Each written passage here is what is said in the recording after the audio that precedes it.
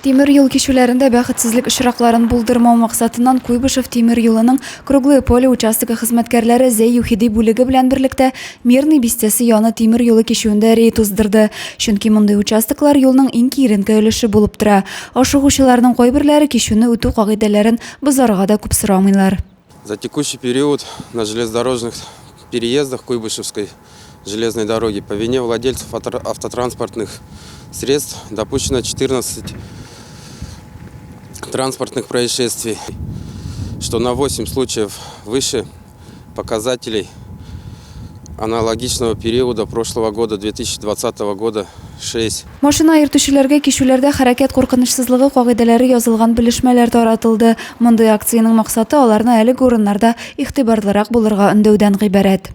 За 9 месяцев текущего года на круглопольской дистанции пути произошло снижение случаев травмирования граждан на железнодорожных путях по сравнению с аналогичным периодом прошлого года.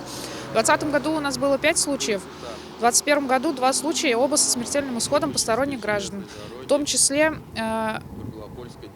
в январе текущего года сбивали женщину в Заинске на 124 километре. Темир юл кишүләрендә юл хәрәкәтләре килеп чыгуның төп сәбәбе светофорның кызыл утын санга сукмау. Агымдагы елның 9 аенда темир юлның Круглое поле өлешенә кергән биләмәдә узган ел белән чагыштырганда тән җәрәхәтләре алу, һәлак булу очраклары бераз кимеде. 2020 елда шундый 5 очрак теркәлгән булса, быел 2 очрак. Алар барысы да кешеләр үлеме белән тәмамланды. Адилә Бруханова, Денис Ипатов, Зәй хәбәрләре.